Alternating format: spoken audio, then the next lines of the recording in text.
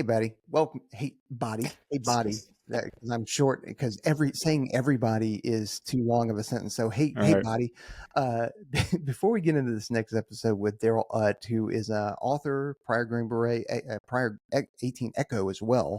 So he's a comms nerd, but apparently he wasn't very good at comms. Which have you met an 18 Echo that is great at comms? I don't know. Maybe Jay, Nate, hit us No. up. Let us know if you've met an 18 Echo.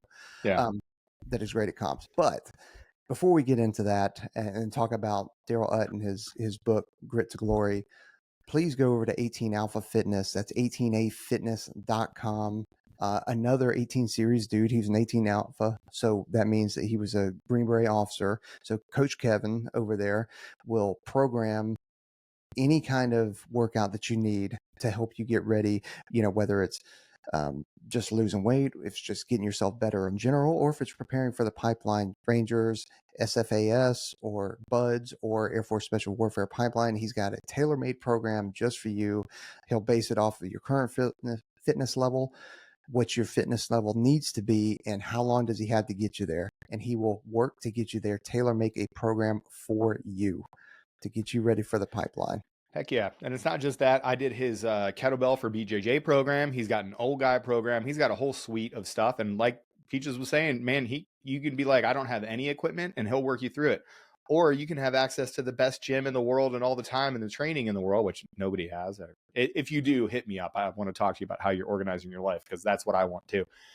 However, he will plan exactly what it is that you need. He's responsive as you go through the app. And I told this story a bunch of times, but even as I was putting stuff down in the app, I would get a message before I was done with my workout through the app where Kevin's like, hey, you didn't do as much this time as you did last time. What's up? Are you feeling good? Are you injured? Whatever. So if that's what you need for your fitness journey to get into any special operations pipeline, maybe if you just want to look a little bit better in, shirts and clothes and you're, over the age of 40, maybe if you want to be better at Brazilian Jiu-Jitsu, Kevin's a BJJ practitioner as well. Go ahead and hit him up at 18 Alpha Fitness. That's 18alphafitness.com. Go ahead and use our code, the number 1 ready. So all one word, the number 1 ready. You'll get a sweet discount. Kevin will walk you through everything that you need to do. And it's an awesome way for you to get yourself into shape and ready to make sure that you can make it through the Special Forces pipeline, which is where Darrell found himself after a humble beginnings in West Virginia. There you go. That's what we call a teaser in the biz. See how we just tagged it right up, baby. Enjoy the episode. Welcome back to the team room, everybody. It's Aaron, it's Trent, it's Peaches, it's our good friend Darrell, author, Green Beret, general good dude, except when it comes to tech stuff. But like, listen, he wasn't an 18 Echo, okay? So it wasn't really like he wasn't a comms guy. He's a different guy. Darrell, how you doing this morning, brother? I'm doing great, but I need to throw it out there, and I'm going to be embarrassed, but I actually was an 18 Echo comms guy. No. I was the worst, most terrible comms guy for computer. Hey, fix my watch. I need a battery for this. Or, hey, what about the switch in the network? I viewed myself as more as like, hey, I'm the combo guy. I want to call in fire. I guess I was a wannabe CCT guy. Got it. But yeah, embarrassingly enough, I was as an 18 Echo, but it's an absolute privilege to be here with you guys today. And I apologize for taking so much of your all's time because I'm technologically challenged, but I do have a good, solid wife that supports me. And behind every operator. Yeah, I was going to say behind every operator is a good, strong woman. So Darrell, man, just kind of talk us through it. Take us all the way back to you growing up through West Virginia. What brought you to the Army? Yeah, so I come from Huntington, West Virginia, and a lot of people will say, okay, what part of Virginia? And it's like, no, dude, it's West Virginia, 2 different states. We became our own state in 1863. My town is infamously known for the Marshall University football plane crash that happened in November of 1970.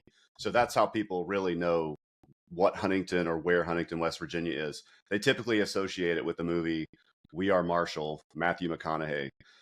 So that's kind of just a little bit of interesting facts for you. But yeah, man, humble beginnings. I was very, very lucky and fortunate to have a great mentor that saw something in me as a little poor, dumb, humble kid. And it just happened to be a West Virginia National Guard Special Forces Sergeant Major. He was my football coach in high school, Coach Thornburg. and I'm so excited. I'm getting ready to see him the first week of December. I haven't seen him in decades. He's still alive and still doing great things. So I can't wait to see the man. I obviously give him a lot of props in my book, but I really credit him with kind of getting my brain right. And hey, you should check out the military, Darrell. It's not a bad option for you. He said that because he knew my family couldn't afford to send me to college, and I really wasn't ready for college. I was an immature, dumb kid back then. So I'm just very fortunate, man, that I had a good mentor and someone that kind of showed me the way, and kind of showed me the path to the U.S. Army. Did you have any clue? So, I'm tracking you're not growing up from a military family here. This option was presented to you to kind of get out of West Virginia. I'm an Ohio guy right next door, right? A little bit further north, but, I kind of understand those feelings of, growing up in a very blue collar town and not knowing what you want to do, and having my parents were like, hey, if you want to go to college, you're going to have to pay for it yourself or kind of figure out a way. So I definitely reflect those sort of feelings. What did you know about special forces from, Mr. Thornburg or Sergeant Major Thornburg at this time? Was it Thornburg? Did I get his name right? Yeah. It's Carl T. Hey, Thornburg, Coach Thornburg. nice. Yeah, you had it, man. You had it. Got So it. I think, I knew that he was a special forces guy. I knew that he wore a green beret. But I really didn't know what that whole thing entailed. It was something that really my young 17, 18-year-old mind, like I couldn't really wrap my brain around what that was. But he kind of helped coach me, and he actually took me and some of my fellow football players up to Camp Dawson, West Virginia, which is where the unit does selection up there. And the National Guard drill sergeants were doing their training before they went and did their summer workup or whatever. So we were like the practice subjects, the guinea pigs, for them to get all their stuff, their drill and ceremony, PT, all that stuff. So we were their little test cases, and that gave us a taste. But, really, man, when I look back at the way I grew up, and, I played football my whole life growing up. Also played baseball and basketball when I was younger, all the way through middle school. High school, I just focused on football. But sports, being on a team, teamwork, leadership, and then my background with my dad, hunting, fishing, trapping. Dude, I was built for the military. I was built for special forces. Didn't even know it. Do you mean trapping like the kids mean trapping, like slanging rocks out the bando, or do you mean trapping animals? I'm talking trapping animals, man. Oh, okay, Trapping good. animals. Yeah, I just wanted to make sure. Like, if you say you're trapping in Baltimore, that's a completely different sort of context. I wanted to clarify for some of the broccoli boys that listen to this. So he was not trapping out the bando. He's not claiming any sets. Everybody, we got a big contingent of folks that are still in that gang life. So we just had to, make sure. I appreciate that. Yeah, no definitely problem, trapping animals. Yeah, for sure. No, it's wild to look back, and I think everybody can do that, right? And it's almost like you get nostalgic and you start talking about fate and all those other things that led you to where you are. But I do want to ask about the Sergeant Major. Was there anything about him in particular, like when you met him, that just made you want to be like him someday? Oh yeah, and I would realize once I joined Special Forces and I had a little bit more experience on a team and I matured a little bit more, and then I eventually, was promoted to Master Sergeant and I took a team. Then I reflected back and I was like, holy shit, bro.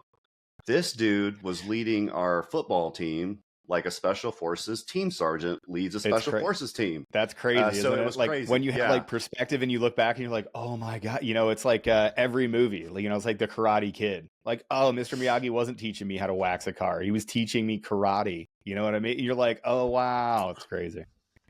Yeah, man. And here's some of the things just to give the listeners, I know you guys are tracking, but just to give the listeners maybe a little bit more context, he had the football team in the weight room year round, and he was right in there lifting with us. We did a lot of running. I was exposed to my first Indian run before I even joined the Army. He had us doing Indian runs around the little community of Westmoreland where I grew up. And he was just one of those lead by example guys. And it was just, man. And he was a guy too that we could talk to. Like, I was a stupid idiot my senior year, and I did a little prank and pulled a fire alarm. I thought it would be a good idea to pull a fire alarm in the school during school. Obviously that didn't work out so well, but he was a guy that was, I could come to, just like you go to your team sergeant or your leader and say, hey man, I fucked this up.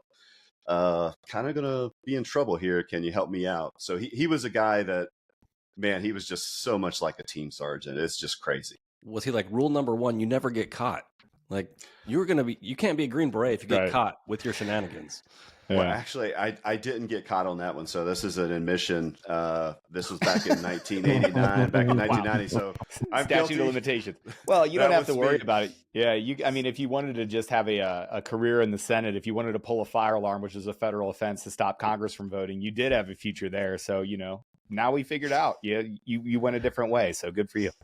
Yeah, I didn't get caught. Luckily, I wasn't smart enough to realize back then that there's only so many kids that are out of class that are going, on a bathroom pass or bathroom break. So when they actually took a look at that, I was like, well, who was outside the classroom when this fire alarm was pulled? It was like 5 dudes. I was going to say, yeah, you're in a very small, like West Virginia high school. Like there's only 7 teachers. So when they got together in the lounge, they're like, hey, this last break, who'd you give the hall pass to? It's like 6 people having a conversation about it. Yeah, for sure, man, for sure. So you guys were out in the mountains being guinea pigs for all this stuff. Was there any point where you were like, you felt confident that you were going to be able to do all these things, or was this just like a slow progression build as you got exposed to more of these things? And were there any moments of doubt when you're like, man, there's no way I could be, one of these incredible people?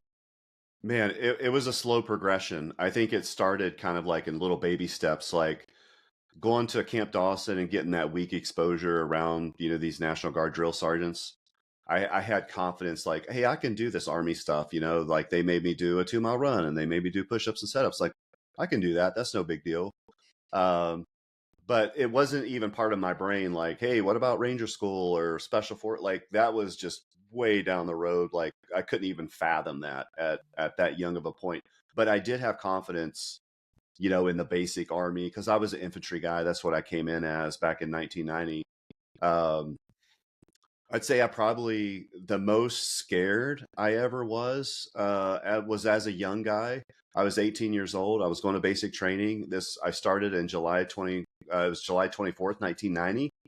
And so that was the lead up to Operation Desert Shield, Desert Storm. And they were starting position troops and stuff in the Middle East. And I remember being scared to death, bro, like scared to death, because we were doing all of our nuclear, biological, chemical training. And they had these grotesque pictures. It was like, dude, if you don't, well, they didn't say that, but they're like, hey, if you guys don't pay attention and you don't know how to put your, your mop gear on or your protective mask, you're going to look like these pictures. Yeah, you're going to die. It was 9 terrifying. Seconds and that's it. Yeah, that gets real quick. Yeah, it was terrifying. So that kind of scared me a little bit, but I was very, very comfortable in the regular Army infantry stuff. And then my first exposure to something different and more elite and a higher level was when they deactivated the 7th ID Light Infantry from Fort Ord, California, and they moved us up to Fort Lewis, Washington, and we were adjacent to 2nd Ranger Battalion. That was my first exposure to Ranger Regiment, to Ranger Battalion, and I was like, holy shit. These dudes are a whole different animal than what we are. And we're supposed to be kind of like the same, they're infantry, we're infantry, but these dudes aren't like us. And they're not even the good Rangers. So I didn't have that confidence that I was ready for anything like that. And then my next duty station was Fort Campbell, Kentucky. And I got to be exposed to 5th Special Forces Group. So, and then that's when it kind of like started tinkering in my brain. Like, I'm not a guy that can, stay out till 3:00 in the morning and be half drunk and smoke a pack of cigarettes and then still go run a 12-minute 2-mile. Like I was never that guy. I was always a guy that just had to, big heart, never going to quit and just keep going.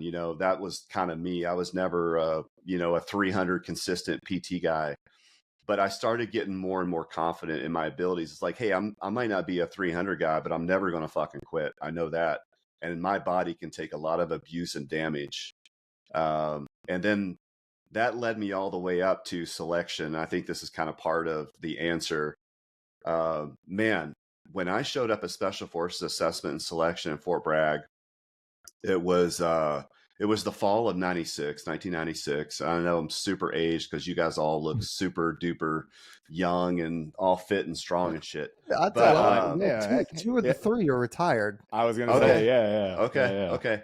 But dude, when I showed up at Special Forces Assessment Selection, talk about imposter syndrome, and like having a lot of doubt because I'm there, and like I said, I'm a guy that's just not going to quit and can take a lot of abuse, but I'm not like a guy that's 150 that could run 6 miles at 6-minute pace. Like I'm not that guy. I'm not a huge, big, strong guy that can just throw logs and rocks around either. So, but I saw dudes, and I'm sure you guys experienced this as well. I saw dudes that looked like fucking NFL linebackers.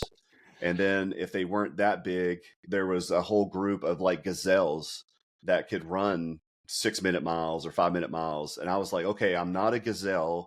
I'm not an NFL linebacker. Like I'm just a normal average dude. And that kind of fucked with me a little bit.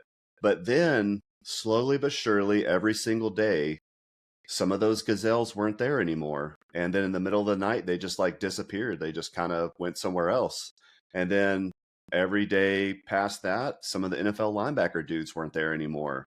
And then I started really like, I kind of fed off that, dude. I fed off that. And it just like made me go stronger because I was like, man, those dudes who I thought were fucking NFL linebackers, for whatever reason, man, they checked out. They couldn't do it. So that Yeah, it's like the really show gave me a Highlander. lot of confidence.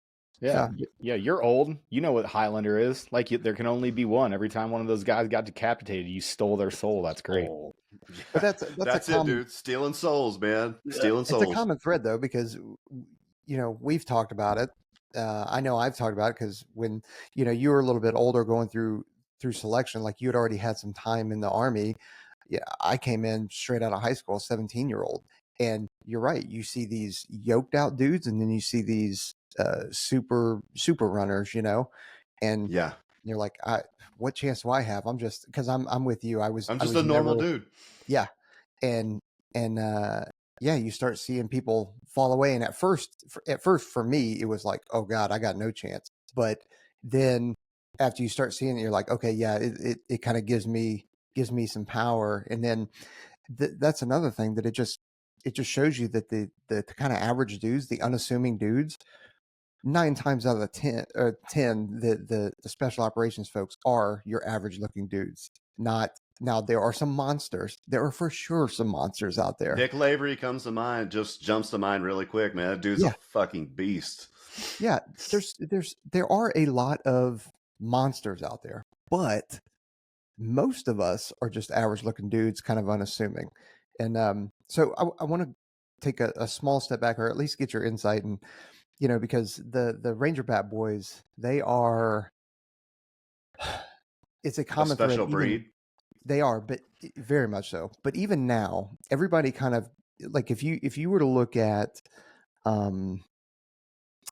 professionalism, know their craft, like those dudes, everybody will most people would probably say Rangers. Like if you had to pick one organization that you're like, dude, those guys are awesome, in the professional, and they know they're fantastic at what they do, people would pick Rangers. So like, what was it out of the Rangers that got you that initial kind of like, ooh, that's interesting, that's something else, and then seeing in the Green Beret side of the house, like what was it that you saw that you're like, dude, I want to be part of that? Yeah, so what I saw at Ranger Regiment that intimidated me, like no shit, and I give mad props to the Ranger Regiment every opportunity that I can. The no shit was like, we're right beside these dudes. They're in a fenced in compound, so they're more private. But once they start running out the gate and they're doing PT, they're like in our area where we were doing PT. And what I saw was a bunch of dudes fucking crushing it every single day. And we're out there just kind of, hey, we're going to do a 4-mile run at a 7:30 to 8-minute pace. And, we got some dudes that are falling out of the run. And then I'm seeing these guys run like in squads or fire teams, and they're running like fucking gazelles, dude. And everybody was impressive. Everybody was cut. Everybody looked like they belonged there. They were wearing, their own black shirts and their Ranger panties and shit. and we're wearing our big baggy Army PTs looking like bozos. And these dudes are just fucking flying around the place, man. And then we saw them training on the ranges, because the ranges that they used were close to our ranges, and they're doing all this advanced shit, and we're still like, hey, get behind the sandbags, and this is your fucking qualification, you know, whatever. They're using bullhorns. Well, these dudes are like standing around fucking running up, shooting people in the face or shooting the targets. You know, it was like a whole different ball game. And so that's what I was exposed to. That was like, okay, these guys are infantry, I'm infantry, but they're a higher level infantry, no fucking doubt.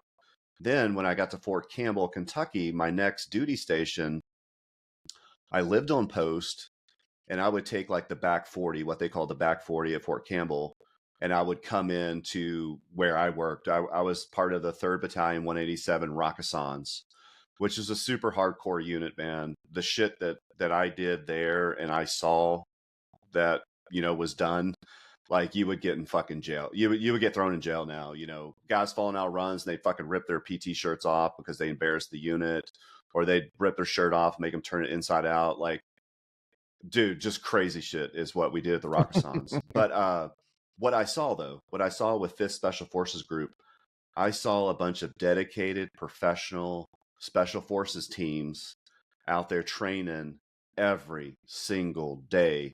And they were different than us. They weren't wearing Kevlars and helmets and Ranger body armor and all that shit. You know, they were wearing boonie caps, and they were wearing baseball caps, and they had all these different weapons, and they had their gun trucks set up a certain way. And they were just like professional. And when I would encounter one of these, you know, these people, these special forces guys, they were humble. They didn't talk to me. You know, I didn't talk to them, but they weren't like arrogant. You know, they just seemed like really good dudes. And I wanted to be part of it. Like, I wanted to be part of what they were doing, for sure. Yeah, it's intoxicating. It really is. And even now, you know, if you go into an organization, and there's lots of, you know, the US and, you know, our international partners, there are lots of organizations that you go into like that in their community, and each one is, you know, it's got its own little idiosyncrasies, slightly different, but for the most part, you can go, wow, that's intoxicating. You want to be around those people. It's just another way of leveling up. And it's not to say that one is better or more elite than the other. It's just they do different things, and they have a different culture and a different climate. And some of that is just intoxicating, and you can't get enough of it. You're right, man. For somebody who you know spent their time in conventional Army infantry, to then see some Green Berets that are, you know, you nailed it in terms of setting their trucks up differently, setting up their internal kit differently. Also, you get to individualize your kit. It's not like a, hey, this is what you were issued, that is what you will use. You do not have an option. You got guys buying things off of different plays or different websites, put it on, and they actually get to think independently, which again, to somebody who's coming from, you know, conventional infantry is huge. That's a great point, dude, because talking about that right there, we had a certain way, a set standard that was in like an SOP, a standard operating procedure, how we put our camouflage on in the morning when we were in the field. And it had to be, we called it well, we eventually initially called it the Manchu pattern, but then there was a new pattern at Fort Campbell. But there was a set pattern of how our camouflage had to look. Every single person, you know, in the company, in the battalion, you had to have your first aid pouch here on, you know, every single thing was set up the same. So dude, you're definitely right. And I started seeing, hey, these guys got a lot more freedom and they could do a lot more. And that was very appealing to me, because at this point, you know, I'm young 20s, mid 20s or something like that. So that was very, very appealing to me. I could only imagine it. You know, you said that you can't compare, you know, across these things. You most certainly can. Trent said it earlier, but second bat is not as good as first bat. Everybody knows that. The only thing second bat does better is hate themselves in the Pacific Northwest and rob banks. So everybody understands. That's a Fair joke. point. Sorry, money Fair bat. point. Sorry, money bat. So, as you are intoxicated by the professionalism, as you see these things, and we deal with it every single day. People look from the outside in, and they look at, they look at the free fall teams, they look at the stuff that we do with climbing and diving and all these other things, the nation's hardest mission sets. You find yourself going off to Special Forces Assessment Selection, or SFAS. So as you're training for that, and you knew that you were just this guy, like, hey, I'm not going to quit. You start getting through that. When was like the first time that you had that first crack in the imposter syndrome? When was the first time that you were like, hey, wait a second, I belong here?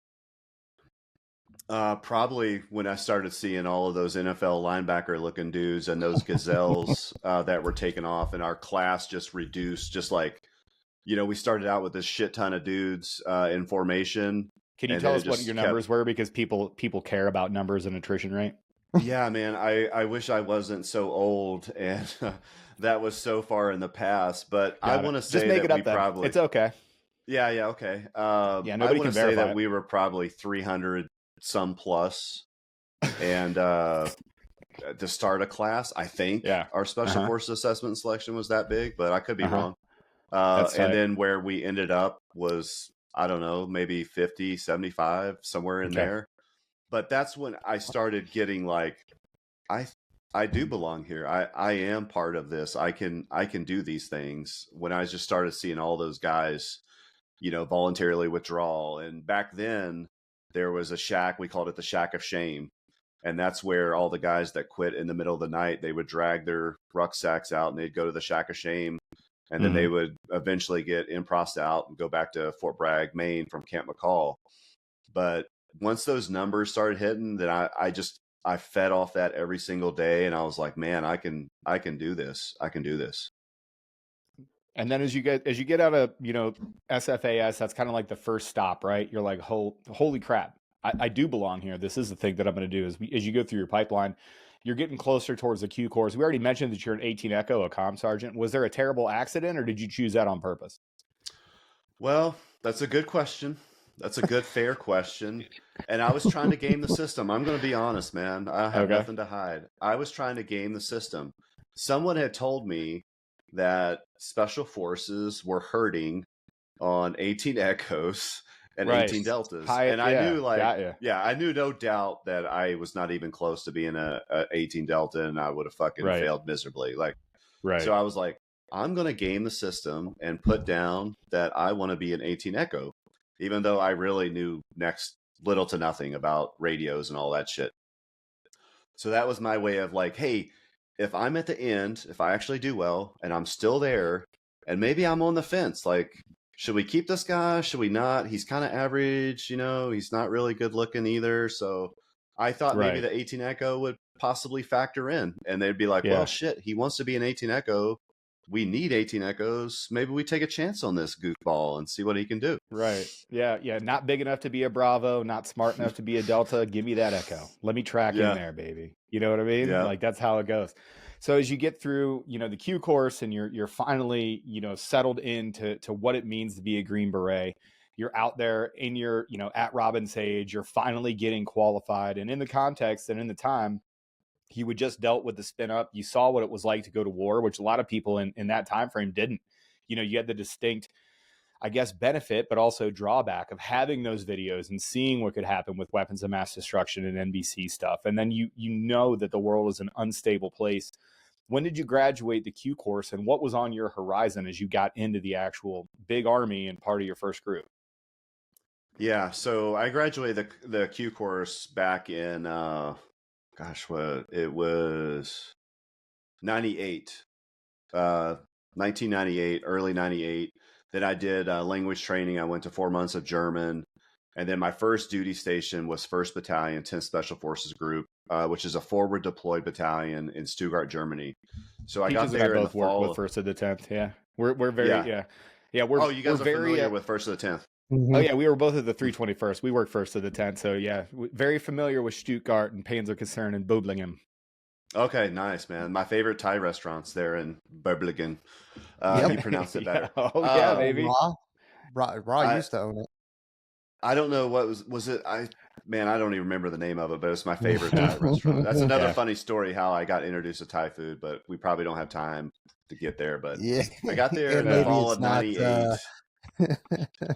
I got there in the maybe fall of it's not for '98. podcasts. Yeah. And it was right during the whole Bosnia air Mhm. war, you know, like, Yep. hey, we're going to bomb Serbia. No, we're not going to bomb them. We're going to negotiate. We're going to bomb them. So We're gonna go we were hunt these on a war tight criminals. string. Yeah, Right. we're going to hunt war criminals. We're going to do all that stuff. So, man, I was in heaven. I thought, like, man, this is awesome because, you know, we had pagers. You know, we Tight. were always spinning up. We were always spinning up on stuff. It was exciting, man. It was a great time to be a young special forces guy. And, you know, we would go down to San Vito, Italy. That's where we would spin up and we would go down Mhm. there. When the actual air war did kick off, we were doing combat search and rescue based out of San Vito. And then we would go to Tuzla in Bosnia. Like once we were on, you know, we did 3 days on, 3 days off. And it was our company and my sister company. And, you know, we would go from San Vito to Tuzla. And if a plane got shot down, we would go in and we got to work with all the great professionals, the CCT guys and the PJs, and just total first class dudes, smart as hell. We were always very impressed with those cats, and we always felt better having them, even though I was slightly jealous because I wanted to be calling in fire if I had that opportunity. But unfortunately, man, we had two for the air war during this time period. We had two planes that got shot down, or they crashed, whichever. I think they got shot down. But it was our sister company that was on both times. Oh, So you that hate was to kind see of, it.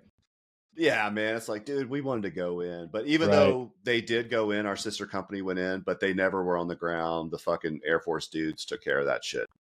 Shout out.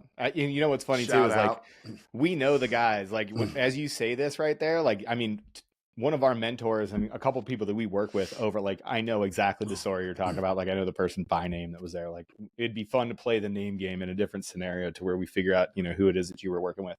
But that's Do kind you of the know way this that though? Can I ask you this? Do you know this? I heard one of the two pilots that got shot down, and he's in a picture. Like I think I have the picture like in front of an MH-53, and he may have been in the picture. But one of those two pilots, I don't know who it was, that was shot down during this time period.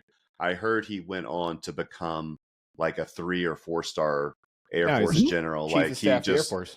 Yeah. He was oh the really? biggest David Damn. player of the Goldfein. Air Force. Yeah. And he was the So- dude that got shot down, and you guys went in there and got him. Man, that's fucking badass, dude. Well, one of my mentors on that team, his name was Chief Master Sergeant Robbie Bean. He was a senior airman at the time. He's been bald forever, but he was on the two ship of CH-53s. Most notably, when they were going in on the 53s, they were one rotor disc apart to get Goldfein. It was Hammer 3-4. So as he ejected out, he was evading in Bosnia Herzegovina. Get shot down, and then as they were flying, they actually took an SA-7 in between their formation. The backseaters reported it. They said that it looked like a telephone pole that had fire underneath it. It shot right up in between those two, and very famously, it was super quiet. Obviously, like they just had a very emotional event, and one of the pilots was basically like, "Hey, man, are we going to continue on with this, or are we going to turn back because this is serious?" And there was one dude in the back, and it was Senior Airman Robbie Bean. Senior Airman Robbie Bean said that others may live. And that was it. And everybody's like, all right, let's go. And that guy, David Goldfein, ended up being the chief of staff of the Air Force, so the lead Air Force general. And every year on the anniversary of his rescue, he would track down the dudes that did the rescue, and then he would bring them a bottle of Green Label, and he would have a glass of scotch with them. So I actually got to meet David Goldfein and his wife. And at that time, Chief Master Sergeant of the Air Force, his name was Caleth, right? But I was working at the schoolhouse for Chief Bean, who was one of my instructors when I went through the pipeline. But he came down, and every single year he would come down and have a glass of scotch until he retired, until the last guy got out. Chief Bean was the last guy that got out. So that's the backstory. That's the kind of guy you love, working for a guy like that, man. Like I Hell have so yeah. much respect just listening to that story. Let me tell you another little spinoff though that's kind of interesting that happened that no one really probably knows about, but this happened to us. So they had those two rescues, and it was our sister company that went in with your guys to get them. So we did a 3-day rotation, and we were getting intel from the intel folks. Is like, hey, every time our fucking birds lift off from Tuzla, we're getting SIGINT. We're hearing people talk, signals intelligence for the listeners. We're getting SIGINT like, hey, those big helicopters are fucking flying over. something's going on. So they were starting to line stuff up. So somebody in our team was like, hey, it might be a good idea that we don't just lift off when they need us. Maybe we do kind of like a feint, and we, get our package, we run them out there, we lift up, we don't fucking fly into Serbian airspace, but we kind of like maybe just go right up to the border, and then we come back, because if they are calling, it's going to fuck them up a little bit, and they're not going to have our pattern. They're not going to know every time those big birds lift off, they're fucking going in. Let's get these dudes. Let me tell you what happened with that. We did it one time and one time only, and that was it. Because we did that, we lifted off, we flew, I guess maybe a little bit too close to the border, and we almost ate a fucking SA-6. And we got lucky. We avoided. Well, I say fucking we. I was sitting in the back. I had nothing to do with nothing. I was just a young, stupid, shut your mouth kind of guy. You're sitting on a flak jacket just hoping. Just, I hope nothing happens. Yeah. Oh, we avoided it. Oh, did you really? Our pilots, our skilled professional pilots avoided that, and we came back, and we were just like, holy shit, because we'd have lost everybody, as you guys know. And when you described that SA-7, the telephone pole, I was like, okay, it wasn't SA-7, it was SA-6, but it's fucking pretty close to a telephone pole. You're dead, Yep. That's just a little side story I wanted to share. Jeez. I mean, I like the idea. You get the whole cry wolf thing, get them to cry wolf enough times, and eventually people will lose interest in being super ready every time that the bird gets close. But I did want to go back a little bit. Like, so you get to your first ODA, and we talk about this a lot. Like, you went all the way through the pipeline. Like, you get your beret. You're on the top of the world. You're a Green Beret now. You're an Echo. You went through Robin Sage, and you made it. And you show up at your first team, and we try to get everybody ready for kind of like the letdown. Like, you're day one. Again, what's it like when you first walk into that team room? You're a brand new Green Beret, and you're like, "Oh, great, I'm nobody all over again because I just went through 2 years of training to be, take out the trash." Fucking humbling, man. It was humbling, and I showed up at a mountain team, and I think they probably looked. They looked at my name and they were like, "Oh, this kid's from West Virginia. Probably would be good on a mountain team. He came from the fucking mountains." What they didn't know is I was a poor dude from West Virginia. So I'd never been on a set of skis my whole fucking life, because to my family, that was like being a golfer. Like, rich people golf, rich people ski, poor people don't do that shit. So I'd never been on a set of skis in my whole entire fucking life. Never climbed a mountain my whole entire life. I mean, like doing mountain shit with ropes and all that shit. Like, I walked around mountains, of course, but so I'm on my first team, and it's a mountain team, and all these dudes are like fucking mountain qualified, and they're fucking good skiers, and I can't do either one of those skills, but I'm on this team. So it was humbling. It was a punch in the face. And and then you figure out very quickly that you just kind of know like a little bit, like the basics, and then you show up to a team of experienced, mature, well-trained guys that have been doing it forever, and you realize very quickly that you just know like a tiny bit and they know a fucking lot, and it's just super enough humbling. to kill yourself. Just enough to be a liability on every single training event. Yeah, it's humbling, dude. It's very, very humbling. Yeah, well, I mean, you go through it in the training pipeline, right? Where like you finally get over some of that imposter syndrome, and you're like, I belong here. And I know for most of us, once you get on team, you have to go through that all over again. Do you remember the first time that someone kind of looked at you and said something, and you're like, oh, I'm one of these guys now. Like, I am actually part of this team. I'm not just like the new guy attachment to this team that doesn't know what he's doing. Do you remember the first time someone looked at you and said something that you were like, you kind of got that warm fuzzy, like, I'm here now? Yeah, definitely, man. Definitely. So, I was forward deployed. I was in 1st Battalion, Stuttgart, Germany, and they didn't have a lot of 18 Echoes, or, I mean, they were short on 18 Echoes, communications guys, and they were short on 18 Delta medic dudes. So because of the air war, the things I was just talking about with San Vito, one of the teams that was probably one of the best teams, it wasn't probably, it was the best team in the company. It was a regular a regular rucksack team. Sorry. It was a regular rucksack team. And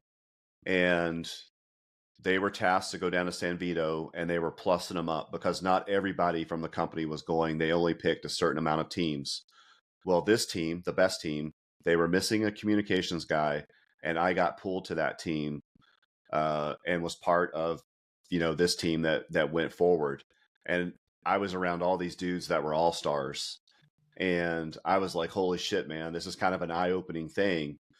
But I got in with those guys. I trained with those guys. I did PT with those guys. And I knew that they were the team. They were a shit hot team in our company. And they accepted me and they took me in, even though I was a newer guy. I'd only had a few months under my belt being in 1st Battalion. But they accepted me because I could run with them. I could ruck with them. I could train with them. I wasn't, like Aaron was talking about, being that huge liability. That's when I first felt like, okay, I'm accepted. I'm with a team of guys. Like, these aren't mountain, ski gods and all that shit. Like, these are my kind of guys, blue collar. A lot of them were former infantry, LURS, Ranger guys. And they brought me in and they accepted me. And I felt like I was part of them because I could do all the shit that they could do.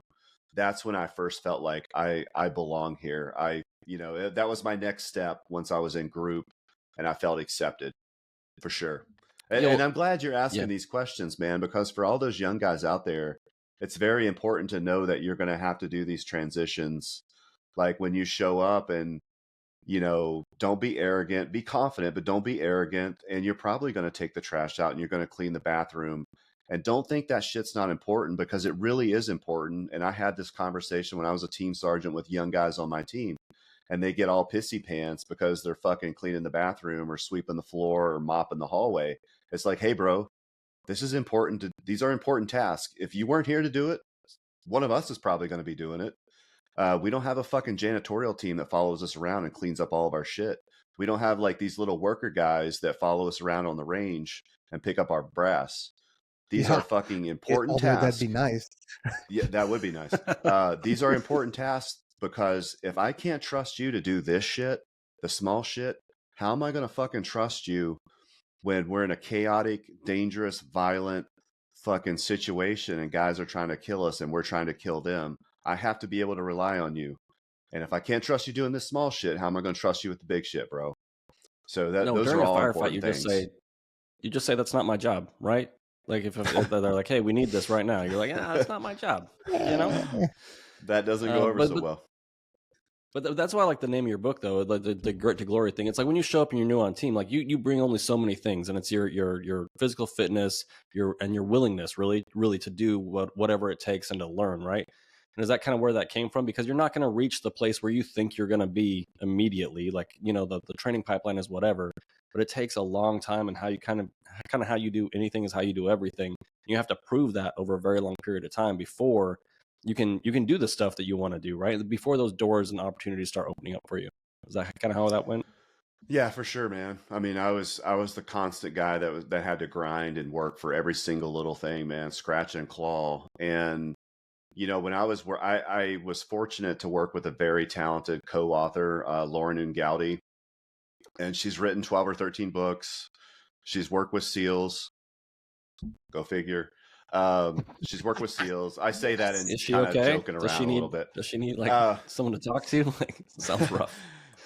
She's worked with special ops guys, and she's written 12 or 13 books. She's been a best-selling author. But I was lucky to talk to her and say, hey, what's going to be really important about this book is showing a little bit of vulnerability, being authentic. And too many times we just hear about the stories, or we read the stories, and it's all the mountaintop shit. Like, oh, the dude reached the mountaintop, he's the fucking hero. Like, let's show your story. Let's lay out your story, because when I first, like, this book is based around a January to August 2006 rotation to Baghdad, Iraq, and I was a team sergeant. And it just happened to be right in the middle of the Civil War. That's the significance. February 22nd, 2006, a fucking civil war ignited in Iraq. No bullshit, a civil war. And it was already crazy and violent before. It just like ramped up times a million. And we were at ground zero of this civil war igniting. So it was fucking crazy. But the important part, my rotation did not start great, dude. And I really came close to getting fired. So it was bad, man. It was bad. I had to navigate through some shit, but I did. I navigated through that. And then where we ended up in a great place. We were designated the best special forces team in all of 10 special forces group, 1 out of 50 or 60 operational detachment alphas. So we really fought our way through, man, and we put our big boy pants on because we had to. Scott Mann, just came out, my special forces brother. No one's coming to save you. If you haven't had him on your show, I'd love to connect you guys. But Yeah. Scott Mann's always saying like, hey, no one's coming to save you. No one's coming to save you. So that was us, dude. That was me. That was our team. No one was coming to save us. We had to work our way out, and we did a great job. But it really, a large part of that glory too is like, not to be confused with just, like awards and all that type of stuff, but it's really to find what's inside you, like that purpose or that why. And if you're given 110%, man, then that's where you're at, dude. You've reached it, or if you're doing something that you really love and you're passionate about, the glory is not just like, hey, this dude won the Super Bowl, or they're the Larry Thorney for 10th group, best team. It's finding what's inside you that you really are passionate about, that you're really happy to do, and all those type of things. Hopefully that makes sense. No, it does, and I'm glad you dipped your toe into it, because I wanted to start bringing it up. Like I was actually, we're texting each other behind it so that we don't step on each other and stuff like that, right? But I'm like, man, I feel like we're already starting to dip our toes into the book, and you still have not mentioned the name of the book. So what's the name of your book? Yeah, the name of the book is Grit to Glory: A Green Beret's Journey from West Virginia to the Streets of Baghdad. Okay. And then like give us you kind of tiptoed around it, but give us a no kidding synopsis of like what was the goal to try and capture in this book? Yeah, a lot of different goals. I mean, I hope that this book inspires people. Mainly, like, man, I really hope it inspires people, for all those people out there that are having a little bit of doubt, for whatever it might be. Not everybody's going to be a Green Beret or go to SFAS or the Q course. Maybe you're a small business owner and you're getting ready to start, doing T-shirts and hats and all that type of shit, or you're gonna start your own. We don't need plumbing more business, people making but T-shirts. I'm just saying. You got all the Okay, T-shirts okay. you want at ONESREADY.com. No more coffee companies. That We got market enough is saturated. Yeah. podcasts. Listen, the podcast space there's already too many of them, us included. Like, no more. Yeah. Come on, figure something else out. Sorry, Yeah. sorry, Darrell. That's a good point. Good point. But whatever it is, man, you're gonna have challenges. Life's gonna punch you in the face. Adversity is gonna come knocking on your door. It's not if, it's when. And you need to be able to respond to that, adversity with resilience. And I think that's what this book really delivers in a nice package, with a lot of lessons learned. Not just the good shit, but it lists the bad shit as well. But it talks about me growing up in West Virginia, but it's really centered around that January to August 2006 rotation to Baghdad, Iraq. Yeah, and I'm glad you said that, because one is, I think we actually learn more from the failures and the mistakes than we do like, hey, everything worked out well. Yeah. What kind of feedback? What's the debrief? Well, I don't know, man. Everything went well. Yeah. Rather than, hey, things did not go to plan, or things got really jacked up. Let's debrief this and figure out what the hell happened, so that we can You're learn right. from it and not do it again, hopefully. But those lessons that you talk about, that that are kind of rooted in SOF and military, and the specific time frame that the book is centered around, a lot of those lessons learned aren't just for military folks, though. Like, they translate to private sector, just kids growing up, being in high school, college. I would probably argue there's some 50, 60-year-olds that are maybe on the tail end of their career, and still need some of those. Maybe they never got taught it, or maybe they've long since forgot it. And I think it's important that your book kind of captures that. Yeah, I had my one of my former company commanders that read my book, Gary Bloomberg. He retired. I believe he was a lieutenant colonel. He was my company commander in special forces for a Kosovo deployment. And I sent him an advanced copy of the manuscript so he could read through it. And I reached out to him. I think he was maybe halfway to 3/4 done with the manuscript. And this is before the book went live. It was, you know, hardcover, all that shit. But I said, Gary, how's the book? You know, or you haven't thrown it away, or, you know, you haven't stopped reading, you know, what's your thoughts? Can you give me some feedback? Because here's a guy that I really have a lot of respect and admiration for. And I really wanted to hear some of his feedback. And he's like, hey man, don't take this the wrong way, but I'm reading your manuscript and I really wish that you would have expanded on some of these lessons. Like you talk about calm breeds calm. You talk about control what you can control, let go of the rest, you know? So those are two really kind of big lessons. Calm breeds calm, control what you can control. And you talk about it, you mention it, that you did it in the, you know, in the story, but there's like, is there more meat to it? And I was like, Gary, trust me, brother, you got to read the whole book, because spoiler alert, the last chapter is called the Grit Code. And the Grit Code is simply principles that I've developed over my lifetime that kind of help you. It's a blueprint for navigating the challenges of life. When life punches you in the face, or you want to level up, whatever it is that you're doing, the last chapter is the Grit Code. And we talk about those things. Calm breeds calm, control what you can control, relentlessly execute, adopt a no surrender mindset. You know, courage is contagious. And it talks about, you know, because my last job, I was the chief of operations at the National Medal of Honor Museum Foundation. So I went from, you know, a poor, dumb kid from West Virginia, military, Green Beret, you know, to my civilian work, to my last job as being a senior executive at a very successful foundation, $220 million raised, building a museum, all that shit. And I've learned these principles, and I've used these principles to help navigate. And so it transcends. You're exactly right, brother. It transcends the military.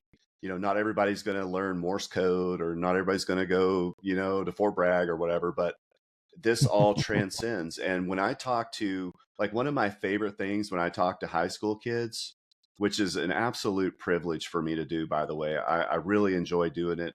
And I wish that more of my veteran brothers and sisters, if they really want to be like involved, or it's like, hey man, what can I do? Like, you know, what can I do? I'm not going to fucking write a book, or, you know, I'm not a public speaker, or I'm not going to get on podcasts because, you know, whatever.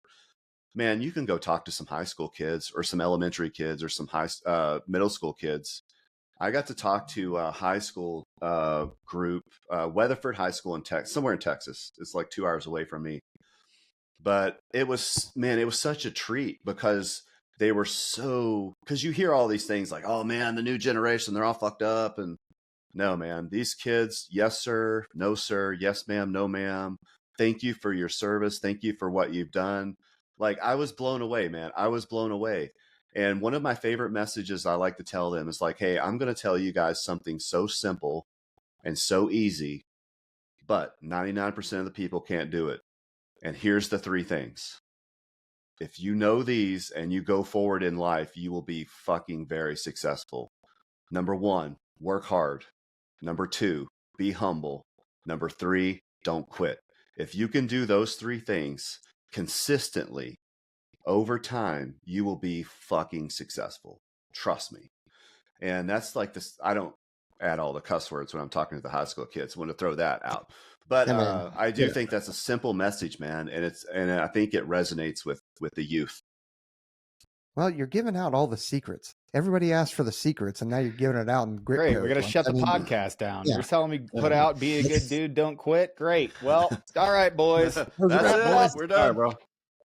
For some reason, it didn't record. Darrell, sorry, it's never going to. Yeah, oh no, I can't believe we it. can edit that part out, guys. We can edit that part out. No, yeah, we can't. I'm We do probably all of fucked this up. I'm not going to ourselves. sell the book.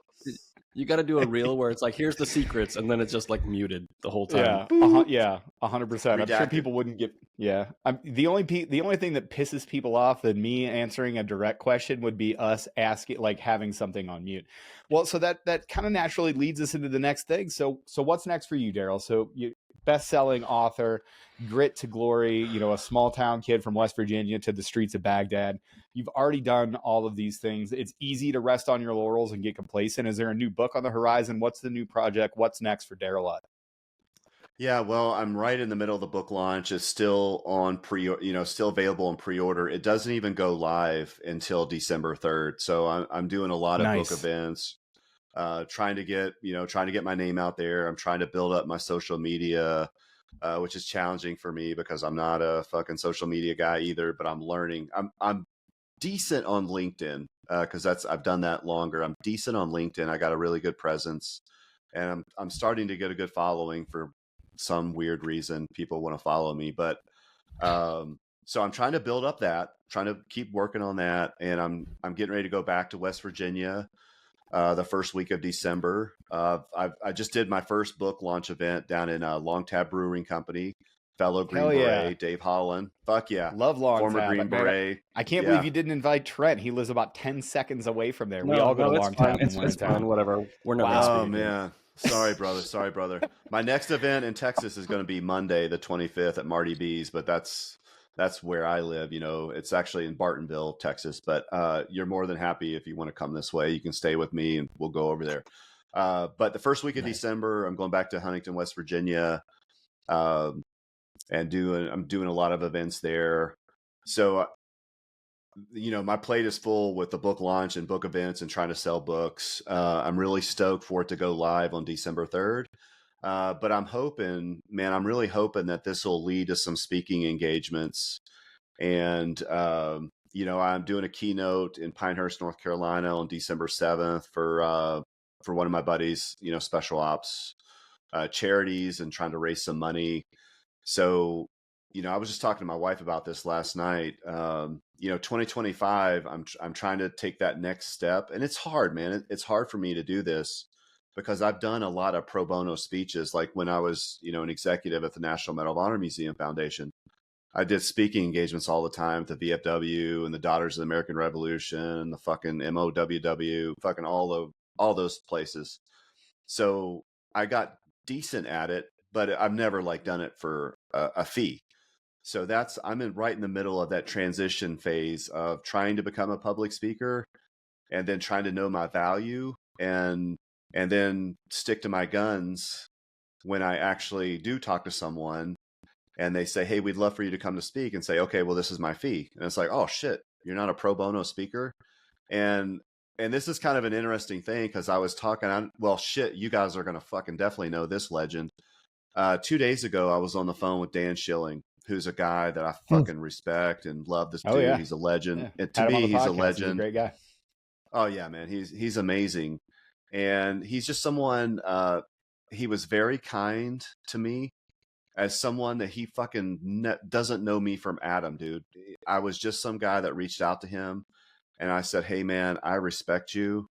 I feel that you're a legend in the special operations community. I would be honored beyond belief if you would write a testimonial for my book, Grit to Glory." And he obviously was like, "Hey, send me the manuscript," because actually everybody that I asked for a testimonial, they were like, "Send me the manuscript." No one wants to put their name on some bullshit product or some bullshit ass book. So Dan was very, very kind and gracious to me. I sent him the manuscript. He made no promises. He said, I want to read your manuscript before I decide to do anything. And then he was very kind to me. He wrote a very nice testimonial for my book, Grit to Glory. And I was talking to him a couple of days ago, and, you know, New York Times bestselling author, legend in the community, part of the Mogadishu, Somalia, 93, you know, GWAT, just a fucking legend. And he was giving me some grown ass man advice. And he goes, "Well, Darrell, how much are you charging for your fees?" And I was like, "Well, I'm not charging shit. You know, I'm doing pro bono stuff because I'm trying to build myself up and build my brand and reputation that I can actually deliver a keynote. I can do a fireside chat. I can do a Q&A. You know, I'm trying to build it up." And he said, "Listen, man, you need to start charging a fee, and you need to start charging a fee now, because if you don't, you're going to be known as the fucking pro bono guy.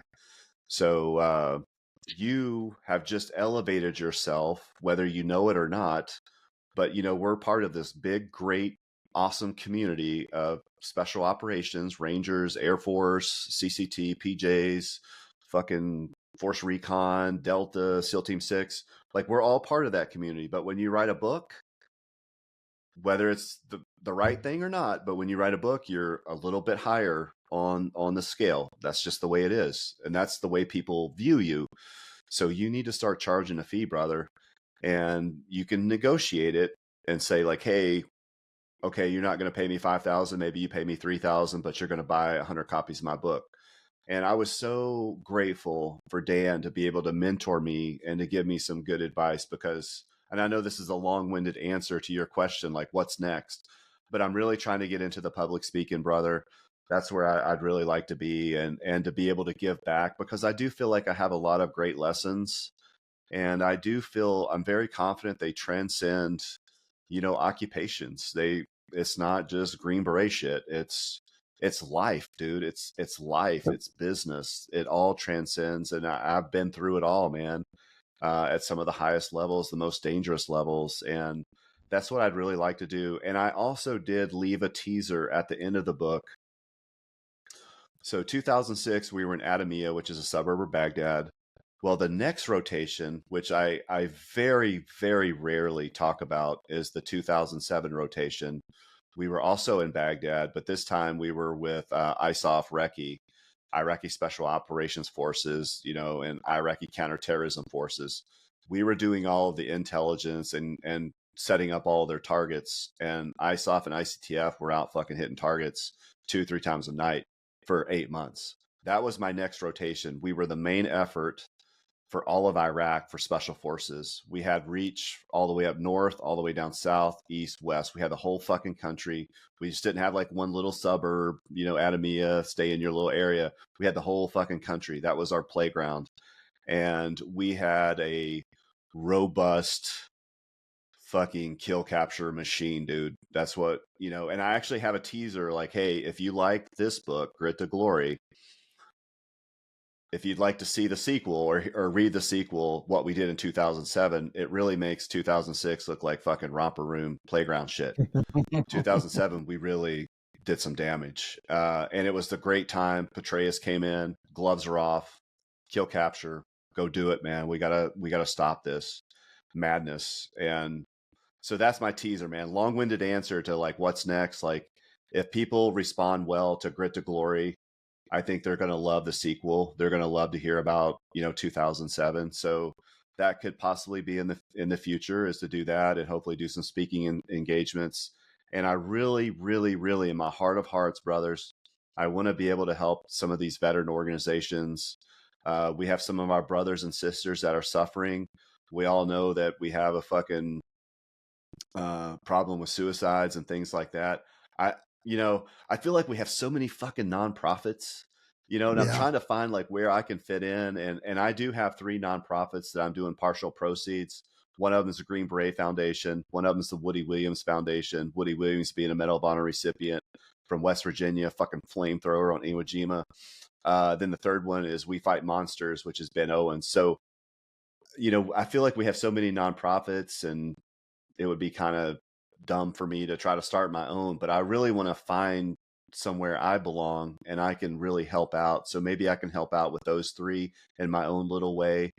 But man, our community, it's hurting with some of the things that have happened. And I just want to be able to help my community and help my brothers and sisters that are, still suffering or having issues and problems. And hopefully we can do some good. And I really would like to take this time to compliment you guys for what you do. Because for the people that listen to your all's podcast, it might be hard to quantify like, hey, what, you can fucking quantify how many listeners you have or how many people download or fucking whatever. But dude, it's probably hard to quantify. You probably had listeners that have listened to a guest or you guys that might have been struggling and with suicide, thoughts or whatever. And they've listened to you guys and maybe your guests and they've said, hey, this dude struggled and he did this, this, and this. I'm going to try that. So I just want to compliment you and your show, man. Genuinely, like, thank you. Yeah, thank you. Thanks. That's really nice, man. And to be honest with you, like we're just out here doing the work. It's the same, we're not the same person. Like we don't know each other, but we know each other. You know what I mean? We always say that when you Yeah. walk into a room, you may not know those dudes from second bat. You may not know those dudes from first to the 10th or first group or the Rangers or SEALs or whatever. But when you walk into a room and you have that shorthand conversation, like those dudes. So Darrell, man, thank you so much for coming on from us to you. We appreciate it. Everybody go out there, get the book From Grit to Glory. Darrell, where can we find you on socials and how can we help you expand that footprint? Yeah, man, you can, man, I got a little emotional in that last one. Sorry, guys.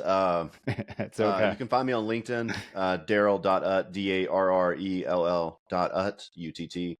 You can follow me, or no, it's like, I'm sorry. It's Darrell-ut on LinkedIn. And then on Instagram, I'm primarily on LinkedIn. On Instagram, you can find me at Darrell.ut. If you're going to pre-order the book, we're still taking pre-orders. I would suggest that you go to ballast.com. And then, of course, December 3rd, they're going to be everywhere. Amazon. Well, you can buy them from Amazon now, but it would be better if you bought it from Ballast. And we still have signed copies. We still have challenge coins. Let me see it. Heck yeah. I don't know if you guys can see that all right, but this is my challenge coin. Every book gets a signed copy and a challenge coin while supplies last, because we're starting to run out. So get those real quick. But and then I'm gonna have a website up and running hopefully soon. But yeah, follow me on LinkedIn, Instagram. Get the book. At the end of the book, I have my email address in there because I'm trying to get feedback. I'm dying for feedback because I've been stuck with this book for months, editing and reading it, rereading it. So I want people to give me feedback like, dude, I loved your book, or hey, your book sucks. It was dumb. Don't ever write another book again. But my email is in there and you can reach out to me, and any of the dudes that, I serve with or military guys, it's simple, easy to get my cell number and we can chat and all that stuff. So yeah, man, I'm an easy guy to find. That's awesome. Go follow Darrell everywhere that he is. Pre-order that book. Go over to Ballast and make sure you're picking it up for that December 3rd release, From Grit to Glory, the story of a small town man from West Virginia that ended up being a Green Beret and much, much more. So Darrell, thanks for everything you do. Thanks for your service. Everybody go check us out over at ONESREADY.com. Make sure you're sharing this with all of your friends. Hit that like button. Just absolutely smash your notification bell and make sure that you're listening to everything we do here at ONESREADY. We appreciate you. Thanks, everybody. Train hard. See you next time. Later. Take care.